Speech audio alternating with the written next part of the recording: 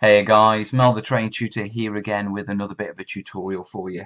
I'm taking a break from Watch What the Hills of Petter for an hour or so, watch what while they dry and from the Mantic stuff, because in the car this morning, my daughter Willow, watch what said she wanted some more dungeon rooms to paint. Okay, and this is one of her masterpieces, okay? And it's awesome. Anything my daughter does is awesome, yeah? But I thought I'd take the opportunity, since I'm making her some more rooms to paint, some more floor sets to paint, to to show you how I do it, and just have a quick chat about basing Hirst Arts tiles. Now these are the Hirst Arts tiles. If you don't know anything about these, check out the link in this corner, and there'll be a link to my previous video where I showed tips on how to cast these and get good castings out of them. Okay, now this is one room. Yeah, it's based on, see, Willow's room. It's based on 6mm MDF, okay, and I do a lot of my terrain pieces on 6mm MDF. It's just a personal preference, okay. It's nice and solid. Now when it comes to basing this stuff, okay, you can use cork. I've never done that, but I've seen it to good effect. Polystyrene works really well if you can get the edges sharp so they fit together well. So I mean, by polystyrene I'm talking about inch thick extruded, the stuff we make our hills out of, okay. Don't base them on foam board, okay? I've done that, and you know, in my inexperience, I came along and I had sort of like bouncy walkways. You could push them down, and you know, there'd be a good 3-4 mil rise in the middle of a say a 5 tile, yeah. But MDF is great. Now you may say, yeah, but it's a pain in the backside cutting it perfect and all that sort of stuff. Yes, it is, but there's some tricks. Now, if you go down to your local wood merchants, yeah, mine I prefer to use B&Q. Yeah, you're able to buy big sheets of wood.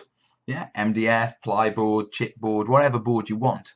Yeah, and they're 8 foot by 4 foot sheets. But they, at B&Q and a lot of wood merchants, they do free cuts. So what I did is, last time I picked up some 6mm MDF. Yeah, out of my 10 free cuts, because normally I just get them cut into 2 foot by 4 foot boards. Yeah, so 2 foot by 4 foot boards. What I did last time was I actually asked them and got them to cut various strips. So I've got an 1.5 inch strip, single tile corridors. I've got a 3 inch strip for double, and then I've got a 4.5 inch for three wide. Is that 4.5?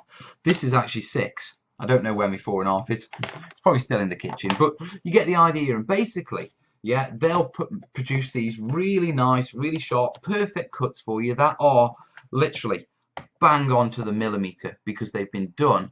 Just let me, so that doesn't fall, let me bring this up to the camera so you can see, guys. You can see that's bang on, okay? So use the wood merchants to get your long strips, and then all you've got to do is sort of cut them down into individual squares, which is just one cut, you know, simple saw. I've got a little hobby circular saw from Minicraft, yeah, and that's brilliant for cutting through this stuff. Yeah, and it's a little box, it takes up no room whatsoever. But that's basically a tip on where to get your MDF and how to get it cut to the right place, yeah. All wood merchants offer cuts. You know, I've never come across a wood merchant that hasn't, so you know, you've got that covered. Yeah, so when it comes to actually producing these floor pieces, okay, you obviously got your piece, you've obviously got your tiles. Now, Willow specifically asked me for a pond. So what I've done is I've got some of these tiles from Hirst Arts. Okay, yeah, you can see that, can't you? Sorry about them being white, guys, you know what it's like with the light. But basically, yeah, they're like river pieces, but within a tile format. Can I pull them back there? Yeah, you can see those better there. Yeah, and you've got these corner pieces, and all I've done is basically I've grabbed 4 of these corner pieces, I've snapped the middle off, yeah, and I'll use these to make a pond in the center of the room, or a pool. It's not going to be a pond, is it? It's going to be a pool. You don't get ponds in dungeons. But the other side is I've just got some irregular stone floor pieces. Now, a couple of things you'll need for this: Lego, yeah, the terrain builder's gift. Yeah, PVA on my Lego glue stand. Yeah, so cracking straight on, because it isn't a complicated matter. Yeah, just get your PVA, run it along. Yeah, and that'll do you. Okay, the next thing you want to do is actually build up your floors. Okay, and I'm being a little bit higgledy-piggledy. I'm not trying to line them up precisely, and I'll explain why in a second. Yeah, so, and give them a little squiggle. Yeah, move them round a bit. Yeah, don't worry about PVA sticking through because you can wipe it down with a damp cloth afterwards, just like this one here. Okay, and then I get my basic tiles. I want to make sure I get PVA up to the edge, so I'm going to push those up to there. Just make sure that's, yeah, that'll do. And another one there, push that up a bit. See, terrain building, it's all craft and fun, isn't it? Sticky and messy. That's one of the things I like about terrain building. Getting messy and sticky and having fun. Yeah, so, yeah, they go in there. Yeah, squidge that about a bit. Yeah, and you can see they're not particularly lined up, are they? No, they're not now. What are you doing? Trust me. Don't worry. We're cool. You know you can trust me by now. You've seen it. You know I always work out in the end. Okay, so that's the basic glue on. Okay, you may say, yeah, but I mean, that's not really regular, is it? Lego. Okay, with your Lego, make a set square. Now, you could use a normal set square, but the problem with those is they tend to be thin. Yeah, so they wouldn't go up to the edge. But Lego, yeah, will sit down and it will go perfectly to the edge. And then all you've got to do is get a Lego straight, okay, and just push them.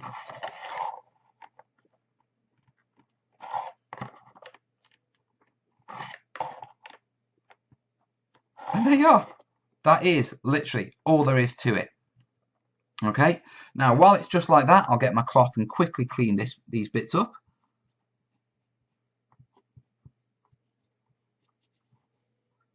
Yeah.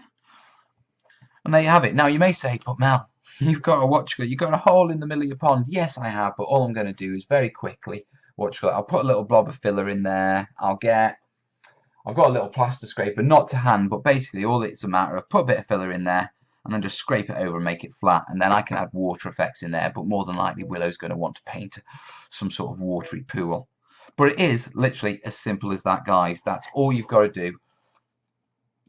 No, go away, iTunes. I don't want you. That's all you've got to do to build your floor tiles. And then once that's dry, the other thing that I'll do is I'll give that a quick spray of a sort of probably about 1/3 PVA, 2/3 water with a dash of fairy liquid or detergent in it as a flow aid, just to seal it over so it takes the paint better. Okay, it won't affect the detail or anything like that, but it'll just hold everything together and just seal it so, you know, the paint doesn't get soaked in by the plaster. But there you are, guys. That's basically how to get really nice, solid dungeon floor tiles. Right, I've got to wait for this dry so I can fill it in and then get it ready for Willow for when she gets back from school. In the meantime, guys, I'm going to go back to painting some hills. You have a cracking day yet? Catch you soon. All the best. Ta-da.